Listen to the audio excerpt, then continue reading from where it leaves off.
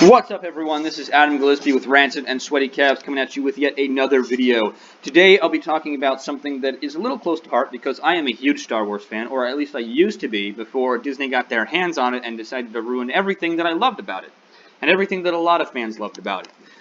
In this article we're going to be covering, it's basically Kathleen Kennedy talking about how she didn't like the original scripts of Obi-Wan Kenobi because it was too dark.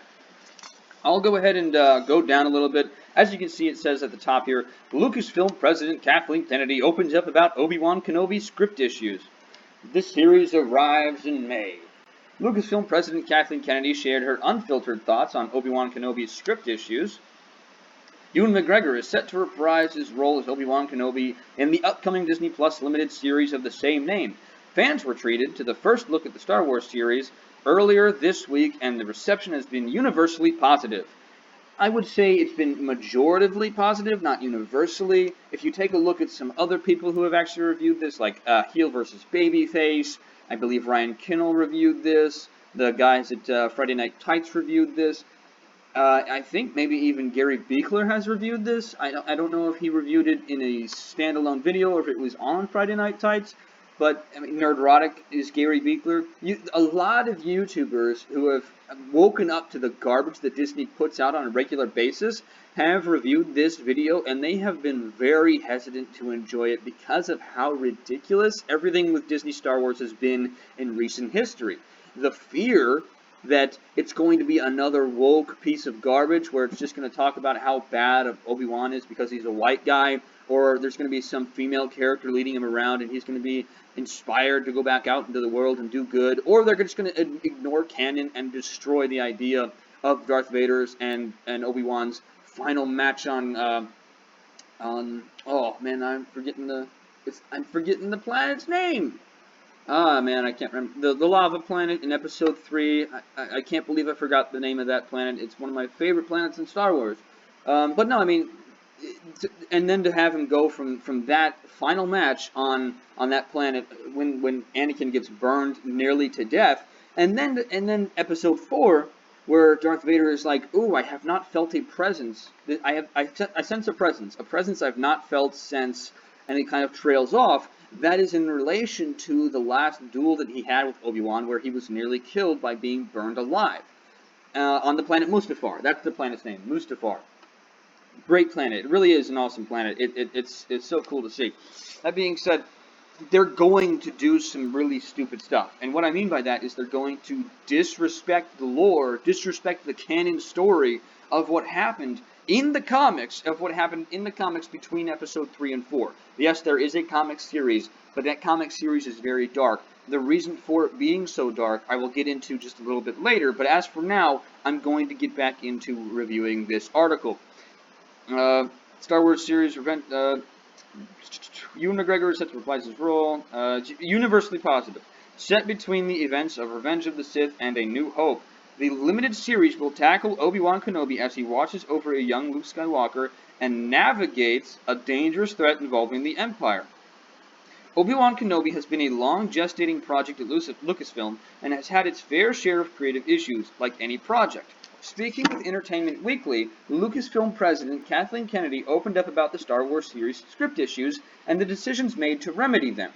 This is her quote. I will highlight this quote because it's important. We need to look at the quotes that she actually that she speaks.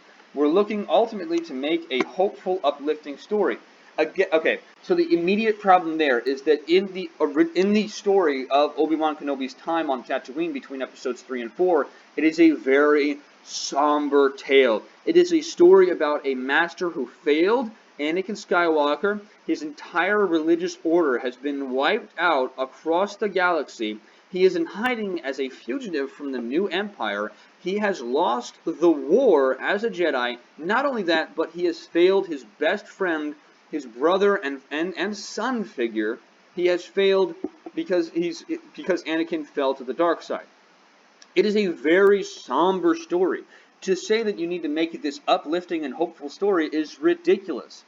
And she goes, and it's tricky when you're starting with a character in the state Obi-Wan would be in coming off of Revenge of the Sith. That's a pretty bleak period of time. Yeah, it's supposed to be bleak, It's supposed to be this moment. It's the reason why Episode 4 is called A New Hope now. The reason why George Lucas rebranded it as A New Hope is because it re-sparked hope not only in Obi-Wan, but in the hopes that they could put an end to the Sith. You can't just wave the magic wand with any writer and arrive at a story that necessarily reflects what you want to feel. The Star Wars head ultimately shut down production on the series in January 2020, pushing filming back a whole year to January 2021. The extra year allowed the creative team the creative time more. No, it has to be the creative team. This is a poorly written article. The creative time more to flesh out the creative team more to flesh out the narrative and bring on writer Javi Harold, who took over scribe Hossein Amini. Kennedy continued by discussing the importance of bringing Darth Vader into the series, which led to a contentious debate at Lucasfilm. The debate around whether we should do that or not carried on for quite some time. Everybody within our creative team has strong opinions, and all our fans have strong opinions. So when you realize that you're under that level of scrutiny, certainly a story point like that is going to be scrutinized at a very high level. We talk about it constantly. Now, what I'm suspecting they're talking about there is not only the changing of what was written in the comics, but the inevitable meeting of Obi-Wan Kenobi and Darth Vader in this series. It's no secret that they're planning to have Darth Vader and Obi-Wan rematch in this series, and the only reason that they're doing that is because they want to get the normies involved with a couple of action set pieces per episode. Now, you don't need that in an Obi-Wan Kenobi TV series. This is only going to be 6 episodes long, and they're going to break the lore pretty significantly. What you should do is if you're going to have those action set pieces and make it a more adventurous tale that it's in the comics, what you should do is have Obi-Wan fighting against the Inquisitors. Fight against the Inquisitors exclusively, not Obi-Wan. You can have Obi-Wan being upset that they can't beat this random Jedi, but don't have it so that Obi-Wan goes face-to-face against Darth Vader. Because not only does that create a massive continuity issue, but it also doesn't make any sense that Darth Vader would just let Obi-Wan walk away or go back to Tatooine without trying to find him.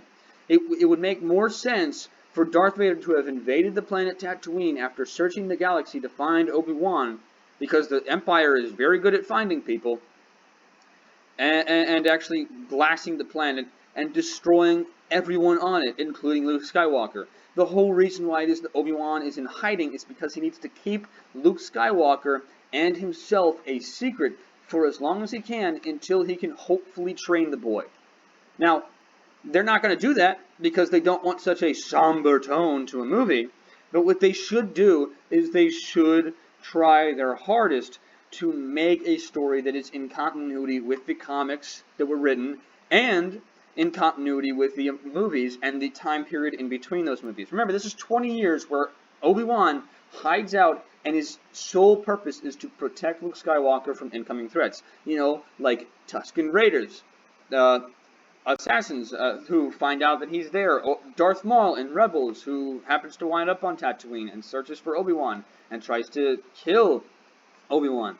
You know, what you should do is you should focus on small plot points, adventure by adventure, and show Obi-Wan just focusing on protecting Luke Skywalker from outside threats without Luke ever knowing, and it all takes place on Tatooine in the dead of night or something along the lines of that. That's all you need to do. You could even have it so that Owen Lars, right, the guy who is watching over Luke Skywalker, his father figure, his uncle, you could have it so that he gets in trouble with the mafia. That's not too hard to believe. He gets in trouble with some sort of mafia or some sort of syndicate or some sort of crime syndicate or something like that. And what happens is that he calls upon Obi-Wan to take care of it. But because of how strange everything is and because of the lie that needs to be propagated to keep Luke Skywalker safe, Owen Lars and Obi-Wan at the end of this adventure say, yeah, we need to distance ourselves from each other and we need to keep away from congregating together because that might draw too much attention. That's what you should do if you're gonna try to get some adventurous stories involved in this. Directed by Deborah Chow from Javi Harold Scripts, the series stars Ewan McGregor, Hayden Christensen, Mose Ingram, Joel Edgerton, or Edgerton, I don't know how to pronounce his name, Bonnie PC, blah, blah, blah, blah, but just basically goes through the rest of the names. John Williams is coming back to record music for this. It really is ridiculous. I, for one, want this to be a good story, but I do not think it will be. Because again, we are dealing with Disney Star Wars. Star Wars that used to be great. Star Wars that is now pretty much dead in the eyes of true fans. I just reacted to a comment not too long ago where a fan was talking about how sad it is that Star Wars has died in his eyes. He has lost interest in Star Wars, and he had loved that piece of product, that franchise, that Star Wars, that story, since he was a 7-year-old boy when he first watched the original Star Wars movie on the big screen. That's sad. This guy has enjoyed Star Wars for his entire life, and now when the Disney gets their claws in it, it is destroyed in his eyes. It is destroyed in my eyes too. It's destroyed in many fans' eyes. I just feel like the problem is that not enough fans are talking about this. And what we need to do as a fan base, as a community, as a fellowship, is we need to put an end to Disney's dismantling of Star Wars. We need to keep raising our voices and keep talking about how much we disdain this product that they have pushed down our throats in the most ham-fisted way possible. It's not okay that they can just take something like this, something so pure as Star Wars, and turn it into a politicized tool to tell stories that they want to tell in regards to SJWism and all this other stupid stuff. Keep the politics out of Star Wars. Let the politics of Star Wars be just what it is in terms of the Senate, the Imperial forces, so on and so forth, and keep the identity politics out of it. Make sure that the story makes sense first and foremost, and then worry about what characters will look like. That is the most important thing. The sequel trilogy is an example of this first and foremost, and the poor writing and poor directing and poor action sequences and poor choices in regards to the Book of Boba Fett and the Mandalorian season 1 and 2 have brought this to the forefront of many fans' attention. It is sad to see just how disrespectful Disney is being towards a beloved franchise like Star Wars, and to think that if we were to reverse all this, we'd have to start all over, and all this content that was worked on, all this effort that was put into by people who might actually care about the franchise, who are working on the lower levels of Disney, would be lost.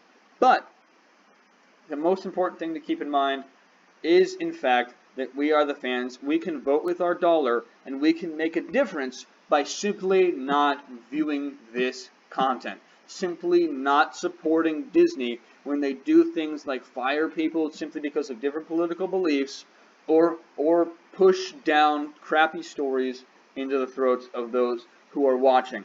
Disrespecting fans, disrespecting the fan base, and disrespecting the lore. And not only that, but disrespecting the guy who created the story to begin with, George Lucas.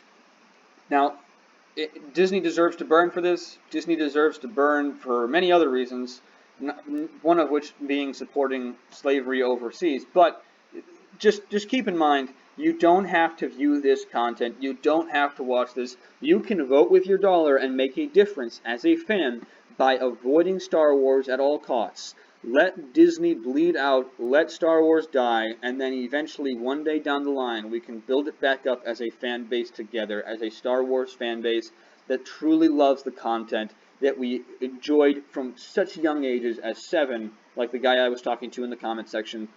And hopefully one day we can look back on this and say there was a revolution point within the Star Wars fan base where we got the Star Wars stories that we loved back. We were able to fight back and get the Star Wars that we wanted back from the grasps of Disney. That's all that we're looking for, guys. Keep being awesome. That being said, this is going to end the video. Make sure to like, comment, subscribe. Hit that bell notification down below, because a lot of times the subscription won't actually show up when I upload a video.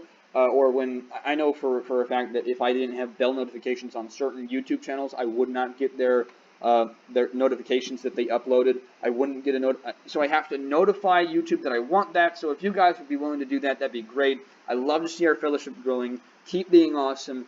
Keep being super duper cool. I love you guys so much. That being said, that's going to end this video. I hope you have a great day and a great rest of the week.